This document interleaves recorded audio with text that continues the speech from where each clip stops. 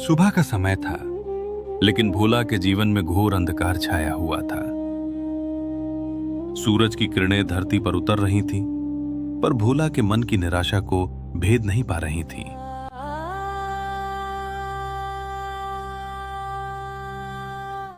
वो अपने छोटे से टूटे फूटे झोपड़े से निकला। कदमों में भारीपन था, जैसे पैरों में मन मन भर का लोहा बंधा हो। उसका नाम भोला था और स्वभाव भी वैसा ही निश्चल, लेकिन गरीबी ने उस निश्चलता को कुचल दिया था। वो गांव के रास्ते को छोड़कर घने जंगल की तरफ जाने वाली पगडंडी पर चल पड़ा। उसकी आंखों में आंसू सूख चुके थे, बस एक पथराई हुई शून्यता थी। उसके दिमाग में सिर्फ एक ही विचार गूंज रहा था, अंत, जीवन का अंत, दुखों का अंत। घर के हालात अब उससे देखे नहीं जाते थे। पिछले 2 दिनों से घर में चूल्हा नहीं जला था। बच्चे भूख से बिलख रहे थे। उनकी धसी हुई आंखें भोला से सवाल करती थीं, जिनका उसके पास कोई जवाब नहीं था। और उसकी पत्नी, वो बुरी नहीं थी, लेकिन गरीबी और भूख ने उसे कठोर बना दिया था। रोज के ताने, रोज की झिकझिक। कैसे मर्द हो तुम? बच्चे भूखे मर रहे हैं और तुम हाथ पर हाथ धरे बैठे हो, कुछ करते क्यों नहीं? कल रात की बातें उसके सीने में तीर की तरह चुभी थीं। पत्नी ने रोते हुए कहा था, इससे अच्छा तो हम सब मर जाएं, कम से कम रोज रोज तो नहीं मरना पड़ेगा। बस यही बात भोला के दिल पर लग गई थी। उसने सोचा, सबको क्यों मारूं, मैं ही चला जाता हूं। मेरे रहने से ही सारी मुसीबतें हैं, न मैं रहूंगा न कोई मुझे ताने देगा। यही सब सोचते हुए वो जंगल के सुनसान इलाके में पहुंच गया। उसके हाथ में एक पुरानी रस्सी थी। उसने एक मजबूत पेड़ की डाल देखी। उसका इरादा पक्का था, वो इस दुनिया को छोड़ने के लिए तैयार था।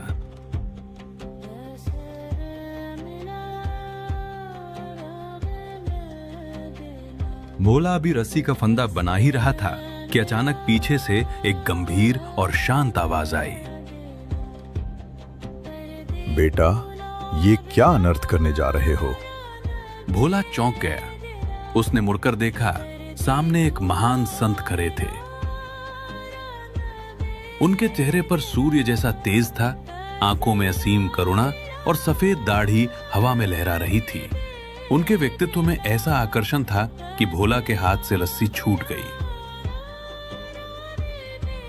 संत ने पुनः पूछा, इतनी सुबह सुबह इस घने जंगल में हाथ में रस्सी लिए कहां जा रहे थे तुम?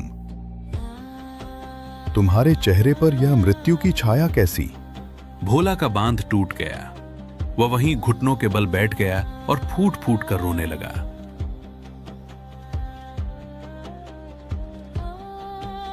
बाबा, मैं हार गया हूं, मैं जिंदगी से हार गया हूं। मेरे घर में खाने को अन्न का एक दाना नहीं है। बच्चे भूख से तड़प रहे हैं। उनकी मां मुझे कोसती है। मैं एक असफल पिता हूं, एक असफल पति हूं। मुझसे अब यह दुख देखा नहीं जाता, इसलिए मैं मरने जा रहा हूं। मुझे मुक्ति चाहिए इस नर्क से। संत ने बहुत धैर्य से उसकी बातें सुनी। उनके चेहरे पर मुस्कान की एक हल्की लकीर उभरी। उन्होंने भोला के सिर पर हाथ रखा और बोले, पगले, किसने कहा कि मरने से दुख खत्म हो जाते हैं? ये जीवन तो कर्म भूमि है। तुम जो आज भोग रहे हो, वो तुम्हारे ही पिछले कर्मों का फल है। अगर तुम आज आत्महत्या कर लोगे तो ये शरीर तो छूट जाएगा, लेकिन तुम्हारे कर्मों का हिसाब बाकी रह जाएगा। तुम्हें फिर जन्म लेना पड़ेगा और फिर इन्हीं दुखों को भोगना पड़ेगा। ये कायरता है बेटा। भोला ने सिसकते हुए पूछा, तो मैं क्या करूं बाबा? मेरे पास कोई रास्ता नहीं बचा है। संत ने कहा, रास्ता है बेटा, रास्ता हमेशा होता है। तुम धन के पीछे भाग रहे हो, इसलिए दुखी हो।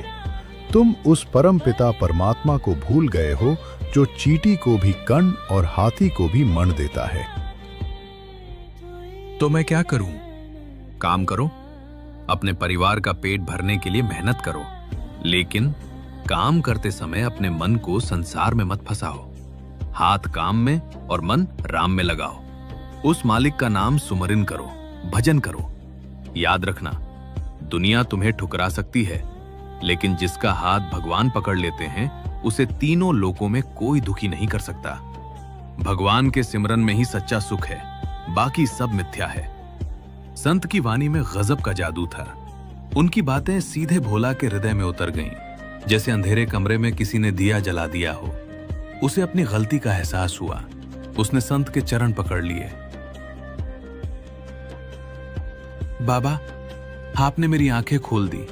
मैं भटक गया था, अब मैं वही करूंगा जो आपने कहा। संत ने उसे आशीर्वाद दिया और अपनी राह चले गए। भोला ने वो रस्सी वहीं फेंक दी। उसके मन से मरने का विचार पूरी तरह गायब हो चुका था। अब उसके अंदर एक नई ऊर्जा थी, एक नया विश्वास था, सिमरन का विश्वास। भोला उल्टे पांव घर लौट आया। उसने घर पर किसी से कुछ नहीं कहा, चुपचाप एक कोने में जाकर सो गया। पत्नी ने सोचा शायद कहीं से थक कर आया है, इसलिए उसने भी कुछ नहीं पूछा। अगली सुबह एक नया भोला उठा। उसने स्नान किया और हमेशा की तरह काम पर जाने के लिए तैयार हुआ। पत्नी को लगा कि शायद आज कुछ दिहाड़ी मिलेगी तो शाम को चूल्हा जलेगा। भोला घर से निकला। वह गांव से दूर एक एकांत स्थान पर गया जहां एक विशाल बरगद का पेड़ था। वह उस पेड़ के नीचे बैठ गया। उसने आंखें बंद की और संत की बातों को याद किया। हाथ काम में, मन राम में। शुरुआत में उसका मन भटका। घर की चिंता, बच्चों की भूख उसे सताने लगी, लेकिन उसने जोर लगाकर अपना ध्यान भगवान के नाम पर केंद्रित किया। धीरे धीरे जैसे जैसे वह नाम जपता गया, उसे एक अजीब सी शांति महसूस होने लगी। एक ऐसी शांति जो उसने पहले कभी अनुभव नहीं की थी। भूख, प्यास, चिंता सब गायब हो गई। वह सिमरन में इतना लीन हो गया कि उसे दिन और रात का भान ही नहीं रहा। शाम हुई, अंधेरा घिरने लगा। तब भोला की समाधि टूटी। उसे याद आया कि उसे घर जाना है। वह उठा और घर की ओर चल पड़ा। हाथ खाली थे, जेब खाली थी, लेकिन मन भरा हुआ था। घर पहुंचते ही पत्नी की उम्मीदों पर पानी फिर गया। उसने देखा कि भोला खाली हाथ आया है। उसका गुस्सा 7वें आसमान पर पहुंच गया। दिन भर कहाँ थे? क्या लाए हो? बच्चे सुबह से पानी पी पी कर सो गए हैं। तुम्हें जरा भी शर्म नहीं आती? भोला चुप रहा। वो क्या कहता कि वो जंगल में बैठकर भगवान का नाम ले रहा था। अगर सच बोलता तो पत्नी और झगड़ा करती, शायद उसे पागल समझती। उसने चुपचाप ताने सुने और सो गया। कई दिन ऐसे ही बीत गए। भोला रोज सुबह काम के बाद निकलता, दिन भर एकांत में बैठकर सिमरन करता और शाम को खाली हाथ लौट आता। उसका शरीर कमजोर होता जा रहा था, क्योंकि घर में खाने को कुछ था नहीं, लेकिन उसकी आत्मा सिमरन के रस से मजबूत होती जा रही थी। उधर घर में हालात बद से बदतर हो गए। अब पत्नी का धैर्य जवाब दे चुका था। एक शाम जब भोला लौटा तो पत्नी ने उसे दरवाजे पर ही रोक दिया। उसकी आंखों में अंगारे दहक रहे थे। अब बहुत हो चुका, मुझे सच सच बताओ, तुम रोज जाते कहाँ हो? पहले तो कुछ न कुछ ले आते थे, अब तो धेला भी नहीं लाते। कौन सा काम कर रहे हो तुम? भोला धर्म संकट में फंस गया। सत्य कहे तो मुसीबत, झूठ कहे तो पाप। लेकिन घर में शांति बनाए रखने के लिए उसे झूठ का सहारा लेना पड़ा। उसने कहा, भाग्यवान, तुम चिंता मत करो, मुझे एक बहुत बड़ा काम मिला है। मैं शहर में राजा के महल में जाता हूं। महाराजा जी मुझसे कथा सुनते हैं। मैं रोज उन्हें भगवान की कथा सुनाता हूं। तुम और तथा, तुम्हें आता क्या है? और अगर कथा सुनाते हो तो राजा तुम्हें कुछ देता क्यों नहीं? भोला ने बात संभाली। अरे पगली, राजा है वो, रोज रोज थोड़े ही पैसे देंगे। ये कोई दिहाड़ी मजदूरी नहीं है, ये एक अनुष्ठान है। जिस दिन कथा पूरी होगी, जिस दिन भोग पड़ेगा, उस दिन राजा मुझे इतना धन देंगे कि हमारी 7 पुश्तें बैठकर खाएंगी। पत्नी थोड़ी शांत हुई, लेकिन पूरी तरह आश्वस्त नहीं थी। उसने तंज कसते हुए कहा, बढ़िया है, तुम कथावाचक बन गए और हम यहाँ भूखे मरे। न जाने कब तुम्हारे उस राजा का भोग पड़ेगा और कब हमारे दिन फिरेंगे।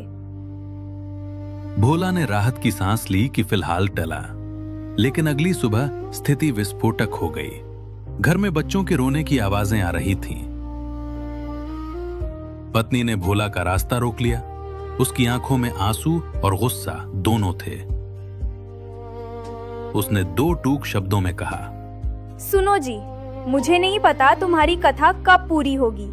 आज घर में आखिरी बार पानी उबला है। अगर आज शाम तक तुम पैसे या राशन नहीं लाए तो याद रखना, इस घर में वापस मत आना। फिर या तो हम नहीं रहेंगे या तुम नहीं रहोगे। यह चेतावनी नहीं, एक फैसला था। भोला कांप गया। उसने अपनी पत्नी की आंखों में देखा, वहां सिर्फ मजबूरी और दर्द था। भोला भारी मन से घर से निकला। आज उसके कदमों में फिर वही पुरानी निराशा थी। वो अपने उसी बरगद के पेड़ के नीचे पहुंचा। वो बैठ तो गया सिमरन करने, लेकिन आज ध्यान नहीं लग रहा था। पत्नी के शब्द कानों में गूंज रहे थे, शाम को घर मत आना। बच्चों के रोते हुए चेहरे सामने आ रहे थे। उसका धैर्य टूट गया। उसने आसमान की तरफ देखा और रो पड़ा। उसकी आंखों से आंसुओं की धारा बह निकली। हे प्रभु, हे दीनानाथ, मैंने उस संत की बात मानी। मैंने सब कुछ छोड़कर तेरा नाम लिया। उन्होंने कहा था कि तेरे सिमरन में सारे सुख हैं, लेकिन यहां तो मेरी गृहस्थी उजड़ने पर आ गई है। मेरे बच्चे भूखे हैं। मेरी पत्नी मुझे घर से निकालने को तैयार है। क्या यही तेरे सिमरन का फल है? भोला का विलाप गहरा होता गया। वो जमीन पर सिर पटक पटक कर रोने लगा। अगर आज तूने मेरी लाज नहीं रखी तो दुनिया तेरे नाम पर विश्वास करना छोड़ देगी प्रभु। लोग कहेंगे कि भोला तेरा भक्त था और भूखा मर गया। मेरी नहीं तो अपने नाम की लाज रख ले। आज मुझे खाली हाथ मत लौटाना मालिक। आज मुझे खाली हाथ मत लौटाना। यह सिर्फ प्रार्थना नहीं थी, यह एक भक्त का अपनी इष्ट से झगड़ा था। एक हताश आत्मा की अंतिम चीख थी। उसका रोम रोम पुकार उठा। वह इतनी शिद्दत से रोया कि रोते रोते वहीं अचेत हो गया।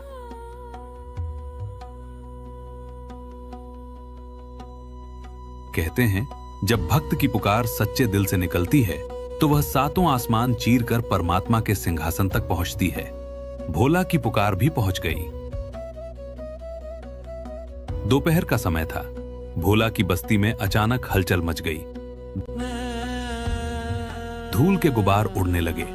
घोड़ों की टापों और हाथियों के चिंघाड़ने की आवाजें आने लगी। बस्ती के लोग अपने अपने घरों से बाहर निकल आए।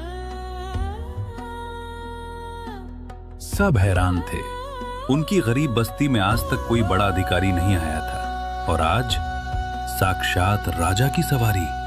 आगे आगे सिपाही, बीच में मंत्रीगण और पीछे सोने चांदी से लदा हुआ राजा का हाथी। सवारी सीधे भोला के टूटे हुए झोपड़े के सामने आकर रुकी। पूरी बस्ती तमाशबीन बन गई। लोग छतों पर चढ़ गए। अरे, राजा जी भोला के घर क्यों आए हैं? कहीं इसने कोई अपराध तो नहीं कर दिया? भोला की पत्नी अंदर डरी सहमी बैठी थी। बाहर का शोर सुनकर वो दरवाजे की झिरी से झांकने लगी। हाथी घोड़े देखकर उसके पसीने छूट गए। उसका दिल जोर जोर से धड़कने लगा। उसे लगा कि सुबह उसने भोला को धमकाया था, कहीं उसने गुस्से में कुछ कर तो नहीं दिया। यह भोला भक्त का घर है? पत्नी ने कांपते हाथों से दरवाजा खोला। सामने राजसी वस्त्रों में सजे मंत्री को देखकर उसकी आवाज बंद हो गई। जी हाँ, लेकिन वो घर पर नहीं है। कोई बात नहीं देवी, महाराज स्वयं पधारे हैं। इतना सुनते ही पत्नी के होश उड़ गए। वो लड़खड़ाती हुई बाहर आई। उसने देखा कि एक दिव्य पुरुष हाथी से उतर रहे हैं। उनके चेहरे पर ऐसा अलौकिक तेज था कि आंखें चौंधियां जाएं। वे साक्षात उस नगर के राजा के रूप में थे, लेकिन वास्तव में वो भक्त की लाज रखने आया स्वयं परमात्मा था। भोला की पत्नी ने घबराकर हाथ जोड़ लिए और जमीन पर माथा टेक दिया।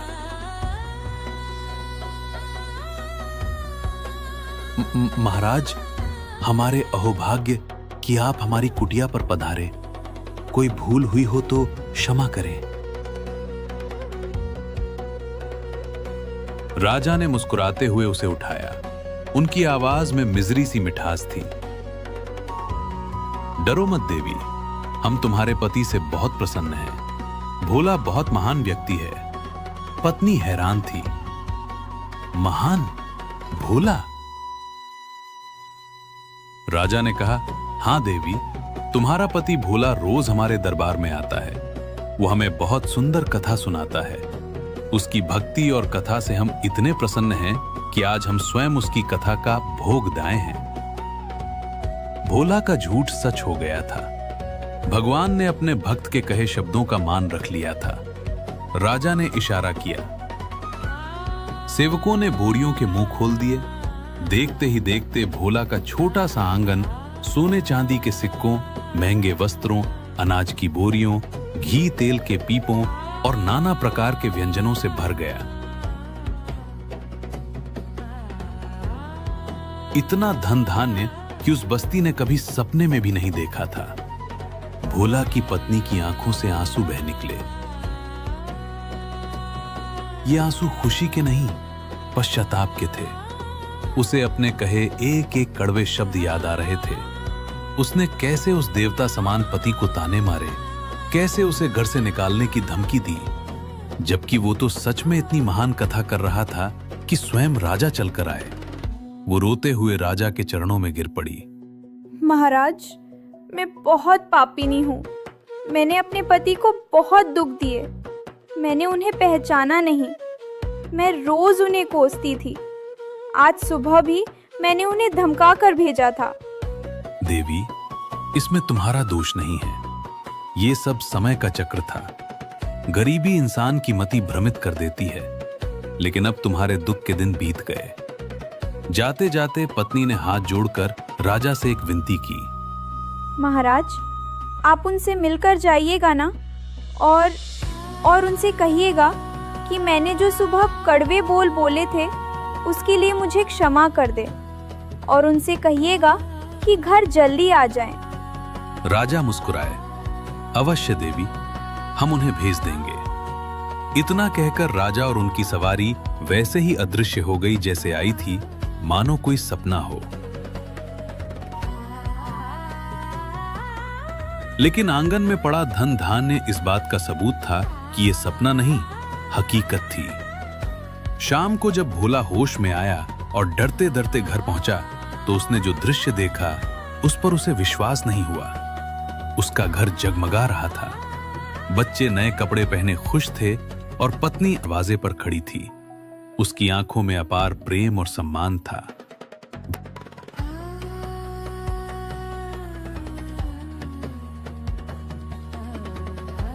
भोला ने जब पूरी बात सुनी तो वो समझ गया। वो दौड़कर अपने उसी एकांत स्थान पर गया और धरती पर लेटकर फूट फूट कर रोया। लेकिन इस बार ये आंसू कृतज्ञता के थे। तो दर्शकों, देखा आपने, जब दुनिया के सारे दरवाजे बंद हो जाते हैं तब भी भगवान का दरवाजा खुला रहता है। जिन लोगों ने उस परमात्मा के साथ अपनी लगन जोड़ी, जिन्होंने उस पर अटूट विश्वास किया, उन्होंने सारे संसार का सुख पा लिया। और जो लोग भगवान से नाता तोड़कर केवल अपने परिवार, बच्चों और धन दौलत में ही सुख ढूंढते रहे, जो दिन रात माया के पीछे भागते रहे, उन्होंने अंततः कुछ हासिल नहीं किया।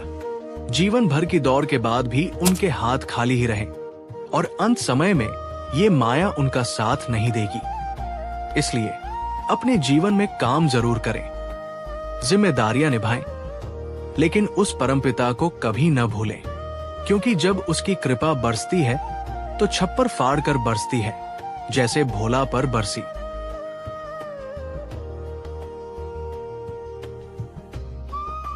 वर्तमान समय में पूर्ण संत रामपाल जी महाराज इस संसार में अवतरित हुए हैं, जो अपने भक्तों के सभी दुख दर्द दूर कर रहे हैं। ये कार्य केवल एक पूर्ण संत ही कर सकते हैं, जो सृष्टि के रचनहार हैं। संत रामपाल जी महाराज ने कबीर भगवान की प्रेरणा से एक ऐतिहासिक मुहिम चलाई है। अन्नपूर्णा मुहिम के तहत लाखों लोगों को राशन, शिक्षा, कपड़ा और मकान उपलब्ध कराया जा रहा है। हर गरीब और जरूरतमंद को इस अभियान के जरिए सहारा मिल रहा है। वेदों और शास्त्रों पर आधारित सत्य ज्ञान। संत रामपाल जी महाराज का ज्ञान किसी भी प्रकार का आडंबर नहीं है, बल्कि ये पूर्ण रूप से वेदों और पवित्र ग्रंथों पर आधारित है। वे शास्त्रों के आधार पर सतभक्ति प्रदान करते हैं। यहाँ कैंसर जैसी असाध्य बीमारियां भी पल भर में दूर हो जाती हैं। ऐसा कार्य केवल भगवान ही कर सकते हैं।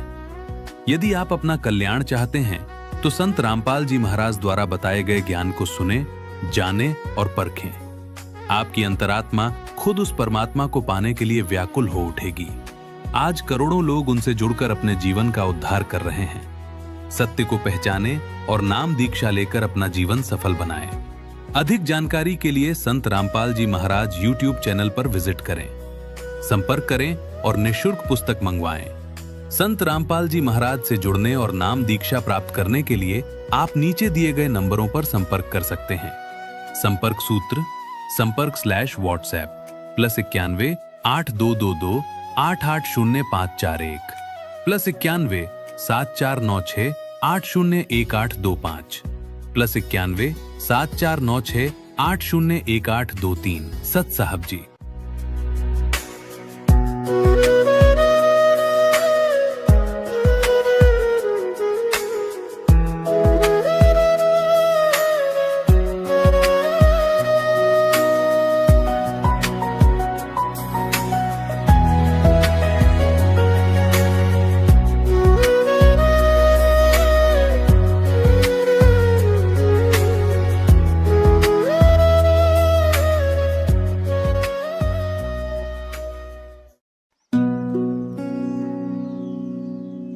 बहुत समय पहले की बात है, जब यातायात के साधन नहीं हुआ करते थे। न मोटर गाड़ियां थीं, न बसें, और ना ही आज जैसी पक्की सड़कें। उस समय ईश्वर के प्रति प्रेम और गुरु के दर्शन की प्यास ही भक्तों का सबसे बड़ा ईंधन हुआ करती थी। एक नगर में बहुत बड़ी संगत तैयार हुई। खबर मिली थी कि दूर एक स्थान पर पूजनीय सद्गुरु जी का सत्संग होने जा रहा है। पूरे नगर में खुशी की लहर दौड़ गई। सभी ने अपनी अपनी पोटलियां बांधी। किसी ने खाने का सामान रखा तो किसी ने ओढ़ने बिछाने का कपड़ा। सबके मनों में एक ही उत्साह था, गुरु दर्शन का। उसी संगत में एक वृद्ध भक्त, बूढ़ा बाबा भी था। उम्र के पड़ाव पर शरीर साथ छोड़ रहा था, कमर झुक चुकी थी, लेकिन आंखों में चमक किसी नौजवान से कम नहीं थी। उस बाबा ने भी अपने सिर पर एक गठरी उठा रखी थी। उस गठरी में उसके कपड़े थे और सबसे जरूरी चीज गुरु जी के लिए प्रेम की भेंट, कुछ फल और प्रसाद थी। यात्रा शुरू हुई। सतनम वाहेगुरु और ईश्वर के नाम का जाप करते हुए संगत आगे बढ़ने लगी। कच्चा रास्ता, धूल उड़ती हुई और पक्षियों की चहचहाहट के बीच संतों की टोली चली जा रही थी।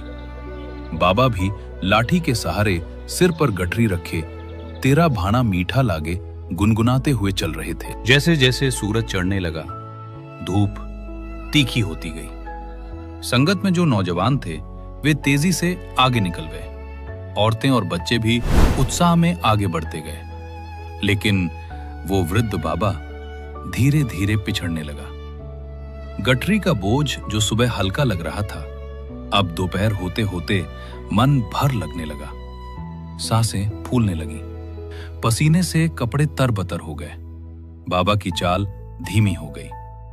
संगत की आवाजें दूर होती गईं और देखते ही देखते बाबा घने जंगल के रास्ते में बिल्कुल अकेले रह गए। शाम ढलने लगी। जंगल के सन्नाटे में अब झिंगुरों की आवाज गूंजने लगी। बाबा ने चारों तरफ देखा। दूर दूर तक कोई इंसान न था। डर और थकान ने उन्हें घेर लिया। वे एक पेड़ के नीचे खड़े होकर सोचने लगे। मेरे मालिक, ये कैसी परीक्षा है? मैं तो तेरे दर्शन को चला था, लेकिन अब ये शरीर जवाब दे रहा है। ये गठरी मुझसे अब उठती नहीं और रास्ता मुझे सूझता नहीं। अंधेरा गहराने लगा था। जंगली जानवरों का डर सताने लगा। अब बाबा के पास केवल एक ही आसरा था, प्रार्थना। कोई है यहां जो इस बूढ़े की मदद करे? कोई है जो मेरी गठरी उठा ले? मैं उसे उसकी मजदूरी दूंगा, मैं उसे पैसे दूंगा, बस मुझे मेरे गुरु के दर तक पहुंचा दो। उसकी आवाज जंगल के पेड़ों से टकराकर वापस आ गई। कोई जवाब नहीं मिला। हे रागीर, हे ईश्वर के बंदे, अगर कोई सुन रहा है तो आ जाओ। मुझसे ये भार अब और नहीं उठाया जाता। ये पुकार सिर्फ जुबान की नहीं थी, यह आत्मा की चीख थी। और कहते हैं, जब भक्त सच्चे दिल से पुकारता है तो भगवान को अपना सिंहासन छोड़ना ही पड़ता है। जैसे ही बाबा की आवाज शांत हुई, सामने झाड़ियों में हलचल हुई। पेड़ों के झुरमुट से एक नौजवान युवक बाहर आया। अद्भुत व्यक्तित्व था उसका। लंबा कद, चौड़ा सीना, चेहरे पर एक अलौकिक तेज। उसने एक लंबा चोला पहना हुआ था, सिर पर पगड़ी थी और एक साधारण धोती बांधी हुई थी। देखने में वो एक मजदूर या राहगीर लग रहा था, लेकिन उसकी चाल में राजाओं जैसी गरिमा थी। वो मुस्कुराता हुआ बाबा के पास आया और बोला, बाबा, क्या हुआ? क्यों घबरा रहे हो? बाबा ने हांफते हुए कहा, बेटा, मैं अपनी संगत से बिछड़ गया हूं। मुझे गुरु दर्शन के लिए जाना है, लेकिन ये गठरी अब मुझसे उठती नहीं। क्या तुम मेरी मदद करोगे? तुम इस गठरी को सत्संग घर तक पहुंचा दो। मैं तुम्हें तुम्हारी मनचाही मजदूरी दूंगा। उस नौजवान ने गठरी की तरफ देखा, फिर बाबा की तरफ देखा और बड़े प्रेम से कहा, लाओ बाबा, ये गठरी मुझे दे दो, मैं इसे उठा लेता हूं। उसने लपक कर वो भारी गठरी अपने सिर पर रख ली, जैसे वो फूल से भी हल्की हो। फिर उसने अपना बायां हाथ आगे बढ़ाया और बाबा का कांपता हुआ हाथ थाम लिया। चलते चलते बाबा ने पूछा, बेटा, तुम बहुत भले मानुस लगते हो। बताओ, यहां से सत्संग घर तक जाने के कितने पैसे लोगे? मेरे पास थोड़े पैसे हैं, मैं तुम्हें निराश नहीं करूंगा। नौजवान ने खिलखिलाकर हंसते हुए जवाब दिया, बाबा, मैं कोई पैसे नहीं लेता। बाबा ये सुनकर गदगद हो गए। उन्होंने सोचा, कितना नेक दिल इंसान है। रास्ता कब कट गया पता ही नहीं चला। उस नौजवान के हाथ का स्पर्श पाते ही बाबा की सारी थकान मिट गई थी। ऐसा लग रहा था जैसे वे जमीन पर नहीं, हवा में चल रहे हों। बातों ही बातों में सत्संग घर की रोशनी दिखाई देने लगी। मुख्य द्वार पर पहुंचकर नौजवान ने गठरी नीचे रखी। उसने कहा, लो बाबा, आ गया तुम्हारा मुकाम, अब तुम अंदर जाओ। बाबा ने जेब में हाथ डाला। नहीं बेटा, कुछ तो ले लो, तुमने मेरी बहुत सेवा की है। नौजवान ने हाथ जोड़कर मना कर दिया। बाबा ने आग्रह किया, अच्छा तो अभी मत जाओ, रात बहुत हो गई है, यहीं रुक जाओ। सुबह सद्गुरु जी का दरबार लगेगा, उनके दर्शन करके जाना। उनका रूप बहुत प्यारा है, तुम्हें शांति मिलेगी। नौजवान ने मुस्कुराते हुए कहा, बाबा, अभी मुझे जाना होगा, मेरे और भी बहुत काम हैं। कई और लोग भी राह देख रहे होंगे, लेकिन हां, मैं आपसे वादा करता हूं, सुबह सत्संग में मैं आपको जरूर मिलूंगा। इतना कहकर वह नौजवान अंधेरे में ओझल हो गया। बाबा उसे देखते रह गए, फिर अपना सामान उठाया और आश्रम में चले गए। अगली सुबह हुई। आकाश में लालिमा छाई हुई थी। सत्संग हॉल खचाखच भरा हुआ था। हजारों की संगत बैठी थी। मंच पर सद्गुरु जी के आगमन का इंतजार हो रहा था। बाबा भी नहा धोकर नई उमंग के साथ सबसे अगली कतार में जाकर बैठ गए। उनकी आंखें बार बार उस नौजवान को ढूंढ रही थी कि शायद वो भी कहीं बैठा हो। तभी शंखनाद हुआ, सद्गुरु जी का आगमन हुआ। जैसे ही सद्गुरु जी मंच पर विराजे, पूरा हॉल शांत हो गया। बाबा ने जैसे ही अपनी नजरें ऊपर उठाईं और सद्गुरु जी का चेहरा देखा, तो उनके पैरों तले जमीन खिसक गई। बाबा की आंखें फटी की फटी रह गईं। उनका पूरा शरीर कांपने लगा, पसीना छूटने लगा। उनके मुख से कोई शब्द नहीं निकल रहा था। वे एकटक गुरुजी को देख रहे थे।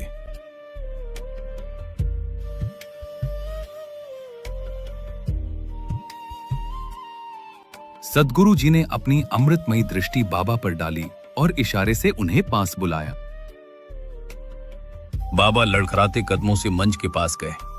सद्गुरु जी ने पूछा, क्या बात है बाबा? तुम ऐसे घबरा क्यों रहे हो? शरीर क्यों कांप रहा है? बाबा ने कांपते हुए हाथों को जोड़ा और कहा, महाराज क्षमा करें, एक शंका है मन में। क्या आपके जैसा दिखने वाला कोई और भाई या कोई मजदूर यहां रहता है, बिल्कुल आपकी शक्ल का? सद्गुरु जी ने भोलेपन से कहा, नहीं बाबा, मैंने तो ऐसा कोई नहीं देखा, पर तुम क्यों पूछ रहे हो? बाबा ने रोते हुए कहा, प्रभु, कल रात जंगल में एक नौजवान आया था। उसका चेहरा, उसकी आंखें, उसकी मुस्कान आप जैसी थी। उसने मेरी गठरी उठाई, मेरा हाथ पकड़ा और मुझे यहां तक छोड़ा। वो कौन था? यह सुनकर सद्गुरु जी अपने आसन से उठे। वे सीढ़ियां उतरकर नीचे आए और उस बूढ़े बाबा को अपनी बाहों में भर लिया।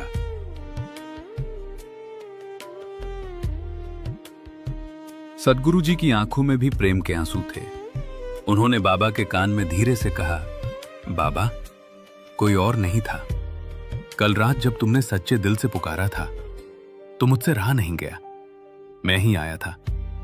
वो गठरी किसी मजदूर ने नहीं, तुम्हारे गुरु ने उठाई थी। ये सुनते ही बाबा दहाड़ मारकर रो पड़े। वे गुरु जी के चरणों में गिर गए। हे मेरे मालिक, मुझसे कितना बड़ा पाप हो गया। मैंने अपने भगवान से, अपने गुरु से अपनी मैली गठरी उठवाई। मैंने आपसे मजदूरी करवाई। मैं कितना बड़ा पापी हूं। मुझे नरक में भी जगह नहीं मिलेगी। बाबा का विलाप सुनकर पूरी संगत की आंखों में आंसू आ गए। बाबा, रोते क्यों हो? इसमें पाप कैसा? दुनिया सोचती है कि गुरु सिर्फ गद्दी पर बैठकर पूजा करवाने के लिए होता है, लेकिन नहीं, गुरु तो मां के समान होता है। जब बच्चा मुसीबत में होता है तो मां ये नहीं देखती कि वह रानी है या दासी। वह दौड़कर अपने बच्चे को गोद में उठा लेती है। जो मेरी शरण में सच्चे मन से आता है, जो मैं और अहंकार छोड़कर मुझे पुकारता है, उसका भार उठाना मेरा धर्म है। फिर चाहे वो भार उसके पापों का हो या उसकी गठरी का। मैं अपने भक्तों का सेवक भी हूं। उस दिन बाबा को समझ आ गया कि भक्ति का सौदा कितना खरा है। बाबा की झोली रहमतों से भर गई। जब सत्संग समाप्त हुआ और बाबा वापस अपने घर जाने लगे तो उनके पैर जमीन पर नहीं पड़ रहे थे। वे हर राहगीर को रोक रोक कर अपनी कहानी सुनाते। अरे लोगों, उस दर पर जाना, वहां राजाओं का राजा है जो अपने भक्तों का कुली बनने में भी शर्म नहीं करता। मैंने उससे गठरी उठवाई, उसने मेरे जन्मों जन्मों का बोझ उठा लिया। ये कहानी हमें सिखाती है कि हम अकेले नहीं हैं। जब संसार साथ छोड़ देता है, जब हम रास्ते से भटक जाते हैं, तब एक सच्ची पुकार की देर होती है। वो परमात्मा, वो गुरु किसी न किसी रूप में आकर हमारा हाथ थाम लेता है। बस शर्त यह है कि पुकार में व्यापार नहीं, विश्वास होना चाहिए। ये कहानी एक सच्ची घटना पर आधारित है। वर्तमान समय में पूर्ण संत रामपाल जी महाराज इस संसार में अवतरित हुए हैं, जो अपने भक्तों के सभी दुख दर्द दूर कर रहे हैं। ये कार्य केवल एक पूर्ण संत ही कर सकते हैं, जो सृष्टि के रचनहार हैं। संत रामपाल जी महाराज ने कबीर भगवान की प्रेरणा से एक ऐतिहासिक मुहिम चलाई है। अन्नपूर्णा मुहिम के तहत लाखों लोगों को राशन, शिक्षा, कपड़ा और मकान उपलब्ध कराया जा रहा है। हर गरीब और जरूरतमंद को इस अभियान के जरिए सहारा मिल रहा है। वेदों और शास्त्रों पर आधारित सत्य ज्ञान। संत रामपाल जी महाराज का ज्ञान किसी भी प्रकार का आडंबर नहीं है, बल्कि ये पूर्ण रूप से वेदों और पवित्र ग्रंथों पर आधारित है। वे शास्त्रों के आधार पर सत भक्ति प्रदान करते हैं। यहाँ कैंसर जैसी असाध्य बीमारियां भी पल भर में दूर हो जाती हैं। ऐसा कार्य केवल भगवान ही कर सकते हैं। यदि आप अपना कल्याण चाहते हैं तो संत रामपाल जी महाराज द्वारा बताए गए ज्ञान को सुने, जाने और परखें। आपकी अंतरात्मा खुद उस परमात्मा को पाने के लिए व्याकुल हो उठेगी। आज करोड़ों लोग उनसे जुड़कर अपने जीवन का उद्धार कर रहे हैं। सत्य को पहचाने और नाम दीक्षा लेकर अपना जीवन सफल बनाएं। अधिक जानकारी के लिए संत रामपाल जी महाराज YouTube चैनल पर विजिट करें, संपर्क करें और निःशुल्क पुस्तक मंगवाएं। संत रामपाल जी महाराज से जुड़ने और नाम दीक्षा प्राप्त करने के लिए आप नीचे दिए गए नंबरों पर संपर्क कर सकते हैं। संपर्क सूत्र संपर्क/WhatsApp +91 8222 880541 +91 7496 801825 +91 7496 801823। सत साहब जी।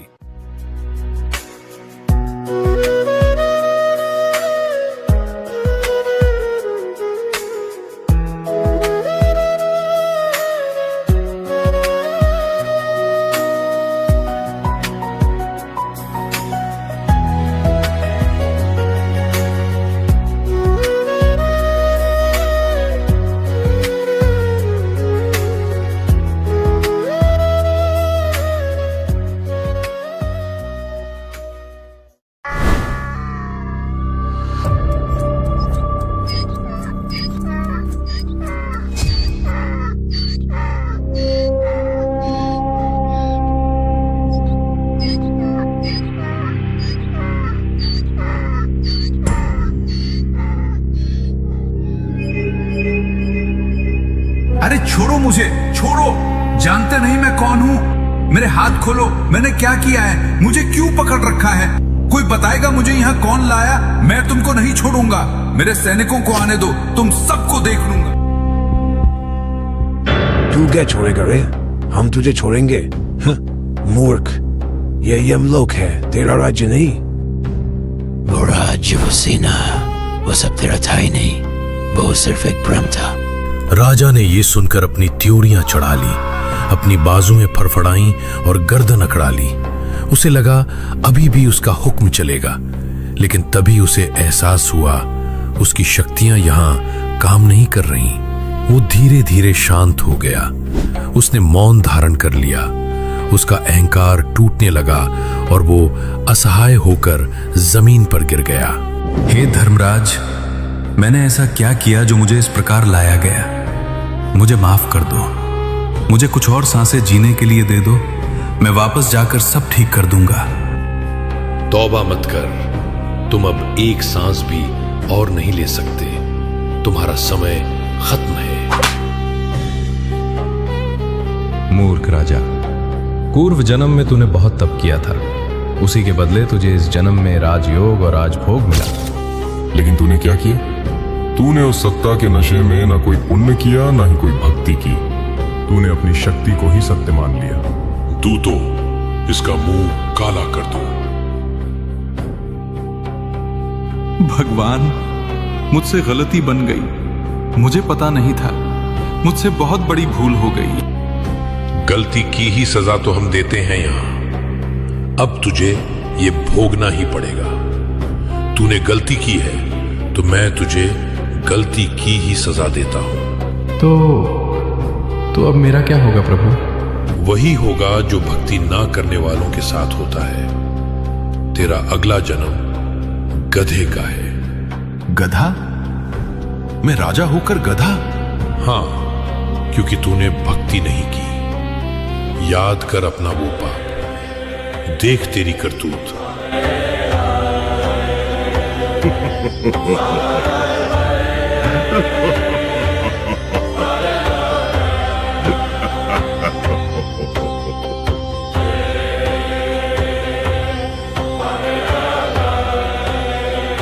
तेरे पास संत महात्मा तुझे समझाने आए थे कि राजन, भक्ति कर ले, ये जीवन अनमोल है। पर तूने क्या किया? अरे जाओ यहां से। भक्ति करने से क्या होता है? असली जीवन तो मौज मस्ती ही है। खाओ पियो और राज करो। तूने उनका अपमान किया। तूने माना कि जीवन केवल मौज मस्ती है।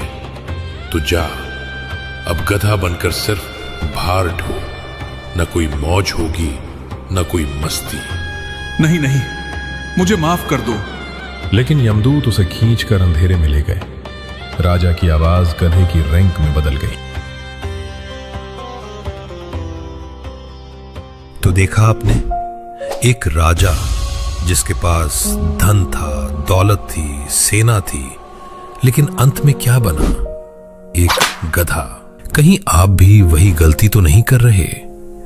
हम दिन रात माया जोड़ने में लगे हैं, लेकिन ये शरीर एक दिन यहीं रह जाएगा और साथ जाएंगे तो सिर्फ हमारे कर्म। उस राजा की बदकिस्मती थी कि उसने संतों को ठुकरा दिया, लेकिन आपकी किस्मत अच्छी है।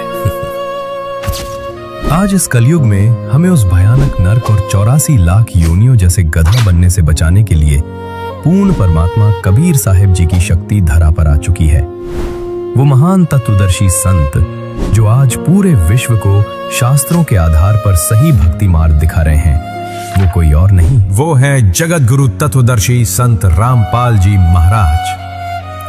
राजा ने जो गलती की वो आप मत करना। समय रहते उनकी शरण में आए। नशा छोड़ो, भक्ति जोड़ो। आज ही संत रामपाल जी महाराज से निशुल्क नाम दीक्षा लें और अपना मनुष्य जीवन सफल बनाएं। याद रखना, सत्संग की आधी घड़ी, तप के वर्ष 1000। फैसला आपका है। राजभोग के बाद गधा बनना है या भक्ति करके मोक्ष पाना है। बहुत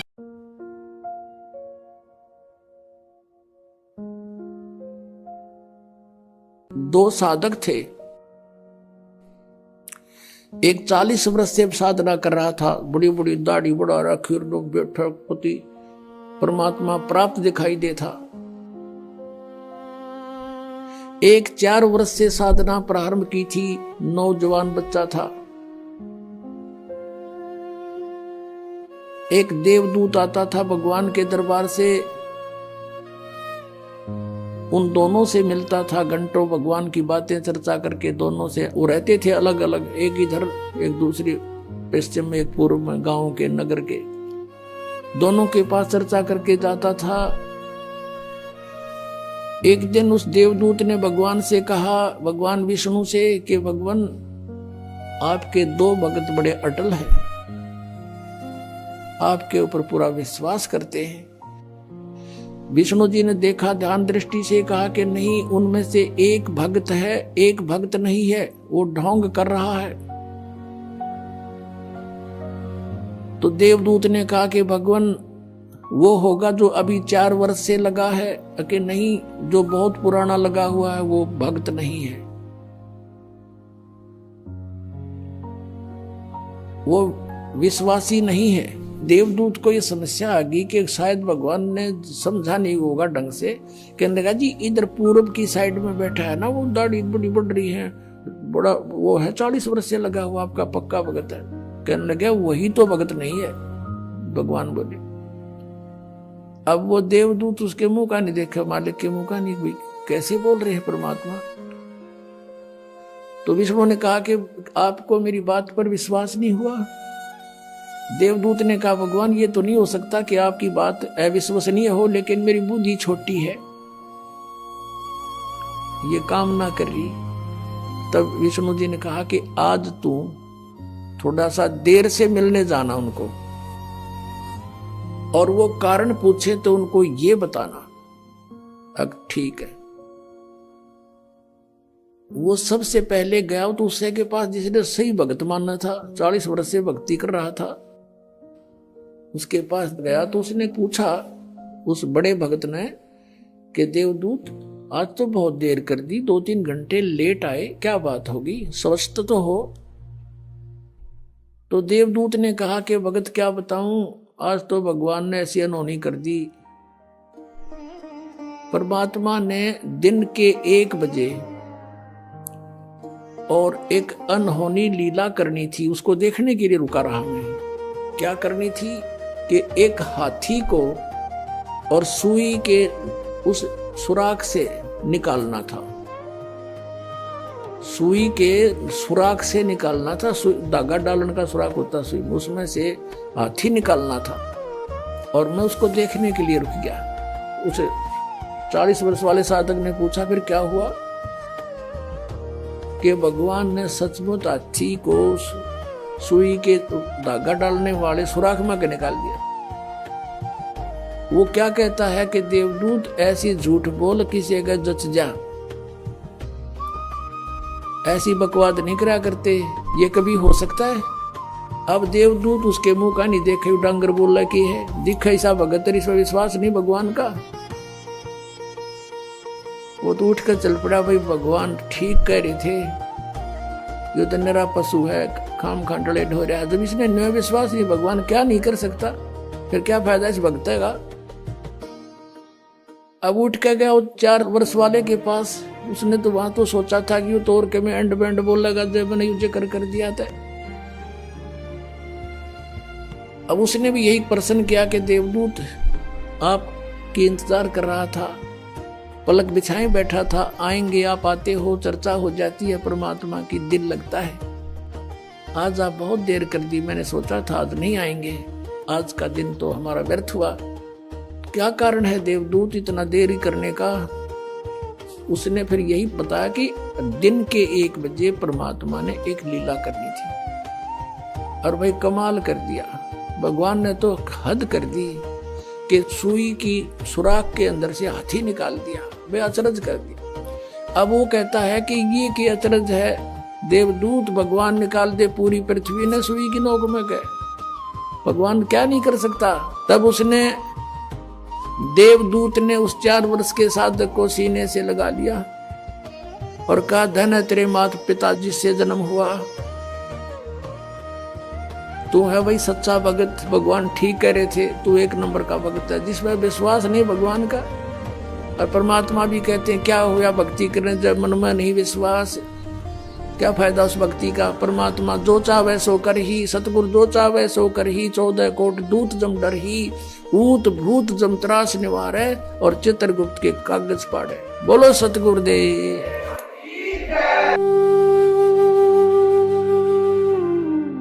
मैं तुम्हें एक पुरानी कहानी सुनाता हूँ। बहुत समय पहले काशी के पास एक नगर था, धर्मपुर। वहां एक बहुत अमीर सेठ रहता था, नाम था धनपत राय। मैं जब भी उसे देखता, उसके माथे पर बड़ा तिलक, गले में मोटी माला और मुंह पर धर्म का घमंड साफ दिखाई देता था। उसने नगर के बीचों बीच संगमरमर का बड़ा मंदिर बनवाया था और उसे अपनी सबसे बड़ी भक्ति मानता था। लेकिन मैं ये भी देखता था कि उसके मन में दया नहीं थी। वो गरीबों और मजदूरों को नीची नजर से देखता था। उसे लगता था कि भगवान सिर्फ सोने चांदी और बड़े मंत्रों में ही रहते हैं। एक दिन हमारे नगर में एक फक्कड़ संत आए। लोग उन्हें संत सत्यकाम कहते थे। उनके पास न धन था न आश्रम, साधारण कपड़े, हाथ में लकड़ी का कमंडल और मुंह पर गहरी शांति। वे जहां बैठते वहीं कबीर साहिब की बातों को बहुत सरल भाषा में समझाते। सेठ धनपत राय ने अपने मंदिर की प्राण प्रतिष्ठा के लिए बड़ा भंडारा रखा। उसने सोचा कि अगर संत सत्यकाम आएंगे तो उसकी इज्जत और बढ़ेगी, इसलिए उसने उन्हें बुलवाया। जब संत आए, सेठ ने उन्हें सोने के सिंहासन पर बैठने को कहा। संत मुस्कुराए और बोले कि मुझे जमीन पर बैठना अच्छा लगता है। मैं ये देखकर समझ गया कि ये संत दिखावे से दूर हैं। भोजन का समय आया। चांदी की थाली में तरह तरह के पकवान परोसे गए। तभी दरवाजे पर एक गरीब मजदूर आ गया। उसके कपड़े गंदे थे और वो प्यास से कांप रहा था। उसने बस इतना कहा, पानी दे दो। सेठ को गुस्सा आ गया। उसने चिल्लाकर कहा कि इसे यहां से निकालो, इसकी परछाई से जगह अपवित्र हो जाएगी। ये सुनते ही संत सत्यकाम ने थाली को दूर कर दिया। उन्होंने अपने झोले से सूखी रोटी निकाली और मिट्टी के छोटे घड़े से पानी पीने लगे। सेठ को यह बुरा लगा। उसने कहा, आप मेरा भोजन क्यों नहीं खा रहे? तब संत ने बहुत शांत स्वर में एक सवाल किया। उन्होंने कहा, अगर सोने के कलश में जहर हो और मिट्टी के घड़े में अमृत, तो तुम क्या पियोगे? सेठ ने तुरंत कहा, अमृत। तब संत ने उस मजदूर की ओर इशारा करके कहा, तुमने मिट्टी के घड़े को गंदा समझ लिया, लेकिन उसके भीतर अमृत है, और तुम अपने सोने जैसे अहंकार में जहर भरे बैठे हो। उन्होंने कहा, भगवान पत्थर में नहीं, हर इंसान के भीतर है। जब तक तू जीवित इंसान को नहीं पहचानेगा, तेरी पूजा व्यर्थ है। ये सुनते ही सेठ की आंखें खुल गईं। उसका सारा घमंड टूट गया। वो दौड़कर मजदूर के पास गया, खुद पानी पिलाया और भोजन कराया। उस दिन मैंने समझा कि सच्चा धर्म मंदिर में नहीं, इंसानियत में है। संत सत्यकाम साहिब बंदगी कहते हुए आगे बढ़ गए, लेकिन धर्मपुर को मानवता का ऐसा पाठ दे गए जो कोई कभी नहीं भूला। एक घने जंगल के किनारे एक छोटी सी कुटिया में एक बूढ़े संत रहते थे। उनके पास दुनियावी दौलत के नाम पर कुछ नहीं था, बस एक लोटा, एक फटी हुई गुदरी, बिस्तर और चेहरे पर कभी न मिटने वाली मुस्कान। उसी इलाके में कालिया नाम का एक कुख्यात चोर रहता था। उसे किसी ने बताया कि जंगल वाले बाबा के पास एक ऐसा कीमती रत्न है जिसके सहारे वे हमेशा खुश रहते हैं। कालिया की लालच जाग उठी। उसने सोचा, जरूर बाबा ने कहीं सोना चांदी छुपा रखा है, तभी तो फकीर होकर भी राजाओं की तरह मस्त रहता है। आज रात मैं वो रत्न चुरा लूंगा। अंधेरी रात थी, कड़ाके की ठंड पड़ रही थी। कालिया चाकू लेकर दबे पांव संत की कुटिया में घुसा। कुटिया में अंधेरा था। जैसे ही वो आगे बढ़ा, उसे संत की आवाज सुनाई दी।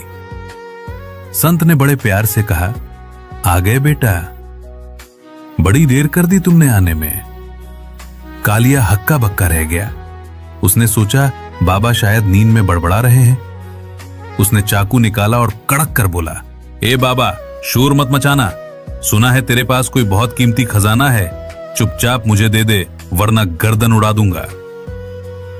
संत ने दिया जलाया। उनकी आंखों में डर नहीं बल्कि गहरा अपनापन था। संत बोले, बेटा, तू इतनी ठंड में इतनी दूर से मेरे लिए आया है और मैं यहां आराम से लेटा हूं।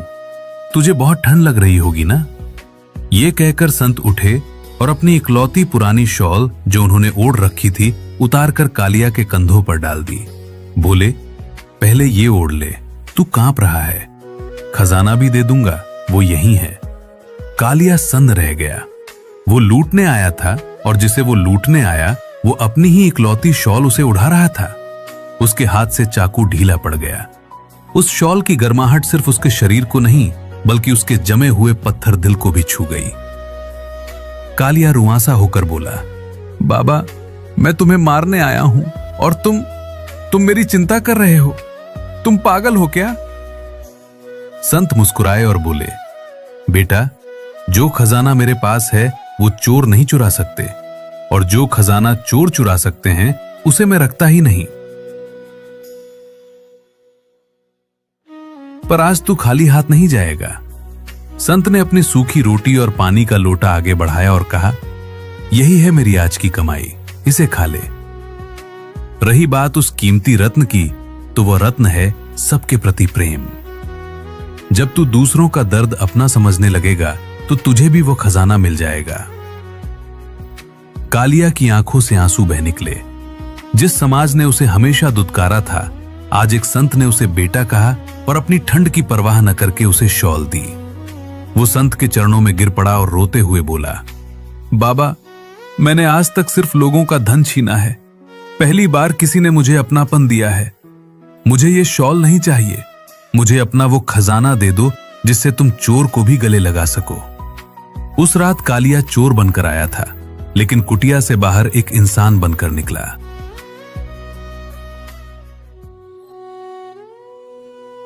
हरियाणा का एक छोटा सा गांव रामपुरा पिछले 15 दिनों से बाढ़ के पानी में डूबा हुआ था। भारी बारिश ने किसानों की कमर तोड़ दी थी। जहां तक नजर जाती, खेत झील बने हुए थे। प्रशासन की तरफ से मदद का आश्वासन तो मिला था, लेकिन जमीन पर कोई मशीन नहीं पहुंची थी। गांव की चौपाल पर बुजुर्ग किसान ताऊ राम मेहर उदास बैठे थे। उनकी आंखों में अपनी डूबती फसल को देखकर आंसू थे। सरपंच विक्की ने भी हार मानकर कह दिया था कि सरकारी मशीनें आने में अभी वक्त लगेगा और तब तक तो सब कुछ बर्बाद हो जाएगा। हताशा के इस माहौल में किसी ने सलाह दी कि संत रामपाल जी महाराज के आश्रम में सूचना दी जाए, क्योंकि सुना था कि वे लोग बाढ़ में बहुत मदद करते हैं। डूबते को तिनके का सहारा बहुत होता है, इसी उम्मीद में गांव वालों ने आश्रम में संपर्क किया।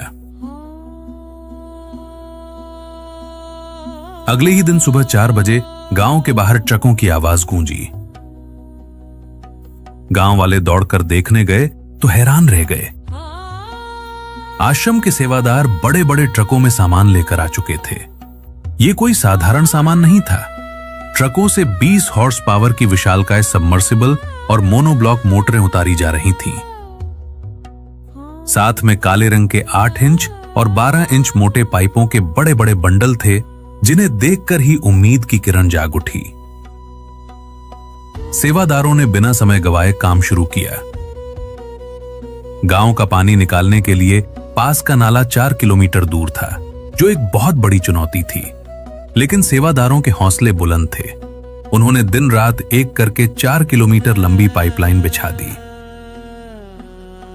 कीचड़ में घुसकर भारी केबल जोड़े, स्टार्टर फिट किए और मोटरें सेट कर दी।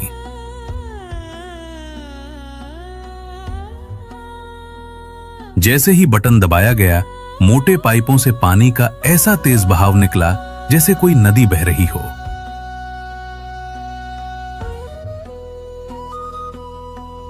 ताऊ राम मेहर ने यह देखकर कहा कि इतनी बड़ी मशीनें तो हमने आज तक नहीं देखी।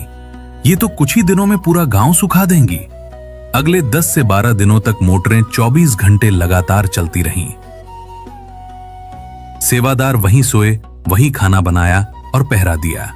देखते ही देखते जो खेत पानी में डूबे थे वे बाहर निकल आए और गांव की सड़कें सूख गईं। डूबता हुआ गांव फिर से सांस लेने लगा। जब काम पूरा हुआ और सेवादार जाने लगे तो सरपंच और गांव वालों ने पैसे इकट्ठे किए। वे सेवादारों के पास गए और बोले कि भाइयों, आपने हमारी जान और माल बचाया है। कम से कम इस डीजल, मोटरों के किराए और पाइपों का खर्चा तो रख लीजिए। मुख्य सेवादार ने हाथ जोड़कर विनम्रता से मना कर दिया। उन्होंने कहा कि हमारे गुरुदेव संत रामपाल जी महाराज का आदेश है कि आपदा में व्यापार नहीं, उपकार किया जाता है। उन्होंने गांव वालों को चौंकाते हुए आगे कहा कि ये पाइपलाइन और मोटरें हम वापस नहीं ले जाएंगे। इन्हें आप गांव की जमीन में दबा दीजिए। ये अब गांव की अमानत है, ताकि भविष्य में कभी बाढ़ आए तो आपको किसी का इंतजार न करना पड़े। उस दिन गांव वालों ने जाना कि असली संत और सच्ची भक्ति वही है जो मुसीबत के समय निस्वार्थ भाव से समाज के काम आए। इस सच्ची घटना से हमें यही सीख मिलती है कि जीव दया ही धर्म का मूल है। मंदिर या इमारतें बनाना आसान है, लेकिन किसी के उजड़े हुए घर और जीवन को फिर से बसाना ही सबसे बड़ी सद्भक्ति है। परमात्मा वही वास करते हैं जहां इंसानियत और निस्वार्थ सेवा होती है। इन महान कार्यों और ऐसी अद्भुत प्रेरणा को देखकर यही सिद्ध होता है कि स्वयं पूर्ण परमात्मा कबीर साहब आज संत रामपाल जी महाराज के रूप में इस धरती पर अवतरित हैं। वही समर्थ शक्ति हैं जो आज जीव का उद्धार करने और दुखियों के दुख हरने के लिए साक्षात प्रकट हैं। ये कोई काल्पनिक कहानी नहीं, बल्कि धरातल पर घटी वह सच्ची घटना है जिसने मानवता की एक नई मिसाल पेश की है। हरियाणा और पंजाब के सैकड़ों गांव जब बाढ़ के पानी में पूरी तरह डूब चुके थे, प्रशासन और सरकारें भी जब बेबस नजर आ रही थीं, तब विनाश के उस मंजर में आशा की किरण बनकर उभरे संत रामपाल जी महाराज और उनके अनुयायी। जहां लोग अपना घर-बार छोड़कर भाग रहे थे, वहीं सतलोक आश्रम के सेवादार अपनी जान जोखिम में डालकर उन डूबते हुए गांवों में पहुंचे। उन्होंने केवल खाना पानी ही नहीं दिया, बल्कि समस्या का जड़ से समाधान किया। 20-20 हॉर्स पावर की बड़ी बड़ी मोटरें, जनरेटर और किलोमीटरों लंबी पाइपलाइनें रातों रात बिछा दी गईं। दिन रात एक करके उन सैकड़ों गांवों से करोड़ों लीटर पानी बाहर निकाला गया और किसानों की डूबती हुई जमीन को दोबारा खेती लायक बनाया गया। हैरानी की बात तो ये थी कि लाखों करोड़ों रुपए का ये साजो सामान और मशीनें सेवादारों ने काम पूरा होने के बाद वापस नहीं ली, बल्कि उन्हीं गांवों को दान कर दी ताकि भविष्य में किसान अपनी रक्षा खुद कर सकें। ये निस्वार्थ सेवा इस बात का प्रमाण है कि आज के इस घोर कलयुग में स्वयं कबीर साहेब संत रामपाल जी महाराज के रूप में धरती पर मौजूद हैं, जो न केवल रूहानी ज्ञान दे रहे हैं, बल्कि दुखियों के आंसू भी पोंछ रहे हैं। उनका ये महाअभियान इसी संकल्प पर आधारित है कि रोटी, कपड़ा, शिक्षा और मकान सबको देगा कबीर भगवान। सत साहिब।